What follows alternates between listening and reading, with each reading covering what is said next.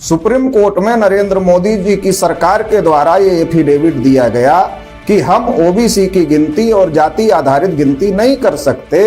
देश में जानवरों की गिनती होती है मगर ओबीसी की गिनती नहीं होती है। ये ओबीसी का एक बहुत बड़ा अपमान है। नरेंद्र मोदी जी के द्वारा और आरएसएस बीजेपी के द्वारा ओबीसी की गिनती न करना ये ओबीसी का सबसे बड़ा अपमान है। इसलिए जाति आधारित जनगणना और ओबीसी की जाति आधारित जनगणना होनी चाहिए। इसके लिए 4 चरण में राष्ट्रीय पिछड़ा वर्ग मोर्चा के माध्यम से हम लोग आंदोलन घोषित कर रहे हैं। राम मंदिर का ट्रस्ट बनाया गया। जब राम मंदिर का आंदोलन चल रहा था तो उस आंदोलन में ओबीसी के लोगों को आगे किया गया, चाहे वो विनय कटियार हो, चाहे वो कल्याण सिंह हो, चाहे उमा भारती हो, चाहे प्रवीण भाई तोगड़िया हो, चाहे रितंबरा हो, तमाम ओबीसी के नेताओं को आगे किया गया। लेकिन जब राम मंदिर का ट्रस्ट बना तो प्रधानमंत्री जी खुद अपने को ओबीसी कहते हैं, लेकिन उस ट्रस्ट में एक भी ओबीसी को शामिल नहीं किया गया। ये तमाम ओबीसी के खिलाफ में फैसले किए जा रहे हैं। ये ओबीसी का बहुत बड़ा अपमान है। और ये ओबीसी का प्रधानमंत्री होने के बावजूद भी देश में जानवरों की गिनती करना मगर ओबीसी की गिनती ना करना ये सबसे बड़ा अपमान है। और इसलिए राष्ट्रीय पिछड़ा वर्ग मोर्चा ने इस बात को तय किया है कि इसके खिलाफ में अब हम लोग राष्ट्रव्यापी आंदोलन चलाने का काम करेंगे। साथियों, देश में आरएसएस बीजेपी के द्वारा लगातार ओबीसी के लोगों का समर्थन लिया जाता है और फिर ओबीसी के खिलाफ में ही सारे काम किए जाते हैं।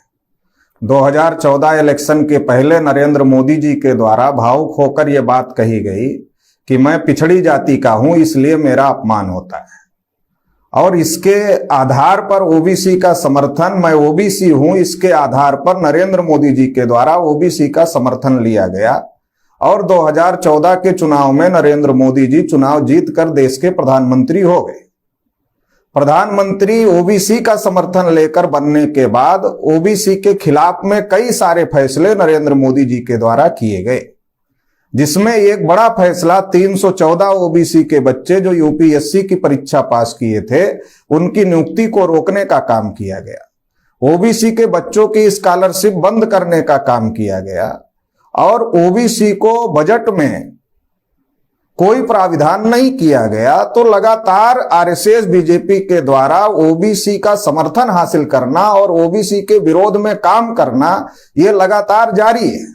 सुप्रीम कोर्ट में नरेंद्र मोदी जी की सरकार के द्वारा ये एफिडेविट दिया गया कि हम ओबीसी की गिनती और जाति आधारित गिनती नहीं कर सकते। देश में जानवरों की गिनती होती है मगर ओबीसी की गिनती नहीं होती है। ये ओबीसी का एक बहुत बड़ा अपमान है।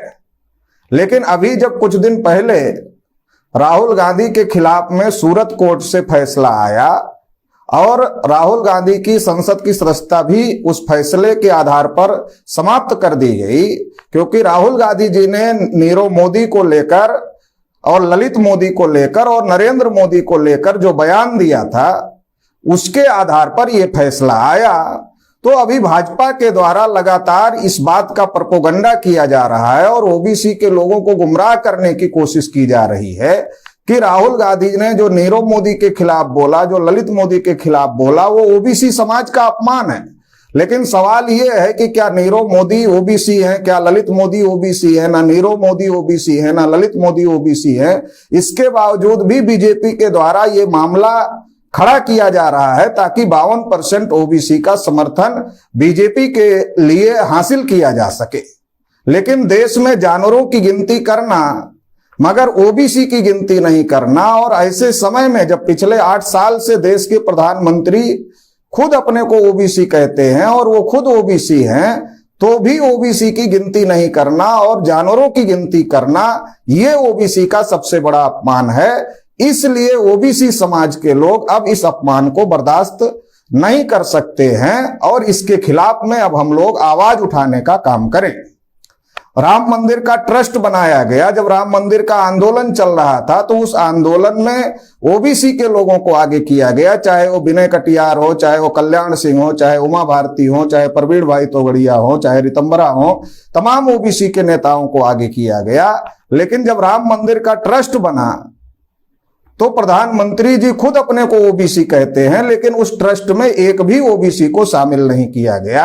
ये तमाम उदाहरण इस बात को साबित करते हैं कि बीजेपी के द्वारा, आरएसएस के द्वारा लगातार ओबीसी के लोगों का समर्थन हासिल किया जा रहा है और ओबीसी के खिलाफ में फैसले किए जा रहे हैं। ये ओबीसी का बहुत बड़ा अपमान है और एक ओबीसी का प्रधानमंत्री होने के बावजूद भी देश में जानवरों की गिनती करना मगर ओबीसी की गिनती ना करना, ये सबसे बड़ा अपमान है। और इसलिए राष्ट्रीय पिछड़ा वर्ग मोर्चा ने इस बात को तय किया है कि इसके खिलाफ में अब हम लोग राष्ट्रव्यापी आंदोलन चलाने का काम करेंगे।